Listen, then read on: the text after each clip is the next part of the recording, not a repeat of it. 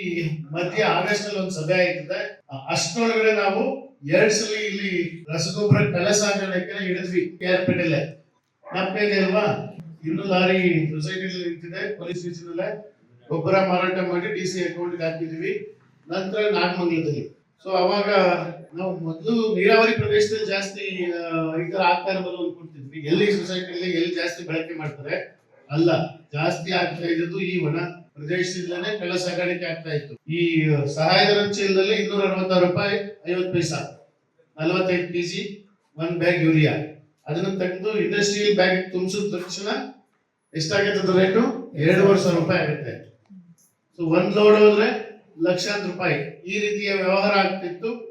ಅದರಿಂದ ಕಡಿವಾಣ ಮೊದಲನೇ ವರ್ಷ ಅದಕ್ಕೆ ಒತ್ತು ಕೊಟ್ವಿ. ಅಪೌಷ್ಟಿಕತೆ, ಇದರಿಂದ ಅವನ ಬುದ್ಧಿನೂ ಬೆಳೆಯಲ್ಲ, ಮೂಳೆ ಕಾಳುಗಳನ್ನು ಶಕ್ತಿ ಸಾಮರ್ಥ್ಯ ಇರಲ್ಲ. ಆ ರೀತಿ ಪೋಷಕಾಂಶಗಳ ಅಸಮತೋಲನ ಆದ್ರೆ ನಮ್ಮ ಬೆಳೆಗಳು ಅದಕ್ಕೆ ಎಷ್ಟು ಶಕ್ತಿ ಇದೆ ಅಷ್ಟು ಇಳುವರಿ ಕೊಡ್ಲಿಕ್ಕೆ ಸಾಧ್ಯ ಆಗಲ್ಲ. ಅದಲ್ಲದೆ ಅವಕ್ಕೆ ರೋಗ ಕೀಟ ತಡ್ಕೊಳ್ಳುವಂತ ಶಕ್ತಿನೂ ಕಡಿಮೆ ಆಗ್ತದೆ. ಒಂದು ರಸಗೊಬ್ಬರ ಜಾಸ್ತಿ ಕೊಟ್ಟು ಇನ್ನೊಂದು ರಸಗೊಬ್ಬರ ಕಡಿಮೆ ಆದ್ರೆ ನಾವು ಜಾಸ್ತಿ ಕೊಟ್ಟಂತ ರಸಗೊಬ್ಬರನ ಹೀರ್ಕೊಳಕ್ ಆಗಲ್ಲ ಅದಕ್ಕೆ. ಸೊ ಈ ರೀತಿಯ ವ್ಯತ್ಯಾಸಗಳಾಗ್ತವೆ. ಹಾಗಾಗಿ ಮೊಟ್ಟ ಮೊದಲನೇದಾಗಿ ಈ ವರ್ಷ, ಹೋದ ವರ್ಷನೂ ಮಾತಾಡಿದ್ವಿ.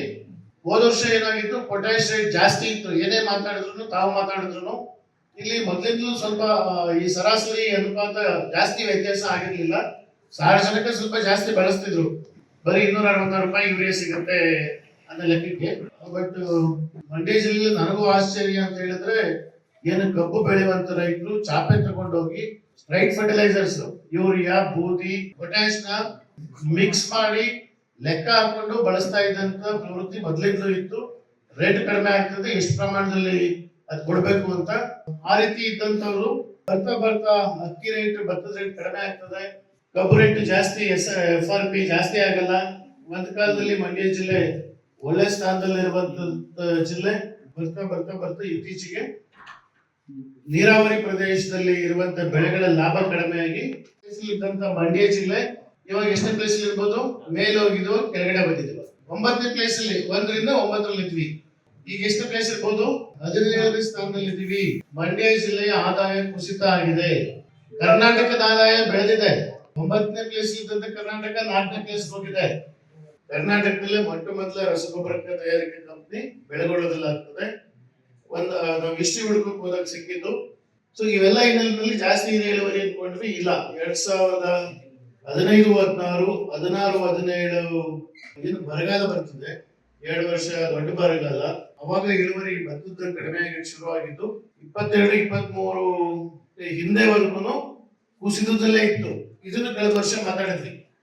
ಇಳುವರಿ ಕಡಿಮೆ ಆಗ್ತಾ ಇದೆ, ಜಾಸ್ತಿ ಮಾಡ್ಬೇಕು, ಏನ್ ಮಾಡ್ಬೋದು ಅಂತ ವಿಜ್ಞಾನಿಗಳ ಜೊತೆ ಕೂತ್ಕೊಂಡು BC ಫಾರ್ಮ್ ನಲ್ಲಿ ಚರ್ಚೆ ಮಾಡಿ, ನಾವು ಎಲ್ಲ ಇಲಾಖೆ ಅಧಿಕಾರಿಗಳು ಸೇರ್ಕೊಂಡು ಕೆಲವು ಪಾಯಿಂಟ್ಸ್ ಗಳನ್ನ ನಾವು ಏನ್ ಪ್ರಯತ್ನ ಪಡ್ಬೋದು, ನಮ್ಮಿಂದ ಏನ್ ಸಹಕಾರ ಕೊಡ್ಬೋದು. ನಮಗೆ ಗೊತ್ತಿದೆ ಇಲಾಖೆಯಲ್ಲಿ ಸಿಬ್ಬಂದಿ ಕಡಿಮೆ ಇದ್ದಾರೆ. ನೀವು ಸಹ ರೈತರಿಗೆ ನೇರವಾಗಿ ನಮ್ಮ ಇಲಾಖೆಗೆ ಬರುವಂತವ್ರು 15-20% ಅಂದ್ರೆ 70% ನಿಮ್ಮ ಹತ್ರ ಬರ್ತಾರೆ.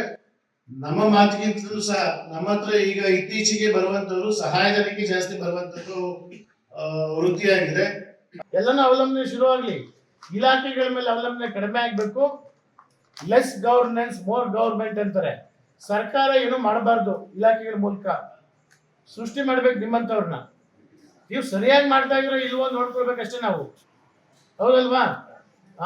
ನಾವೇ ಮಾರಾಟ ಮಾಡೋದು, ಬಿತ್ತನೆ ಬೀಜ ನಾವೇ ಔಷಧಿ ಮಾರಾಟ ಮಾಡೋದು ಇನ್ನು ಎಷ್ಟು ವರ್ಷ?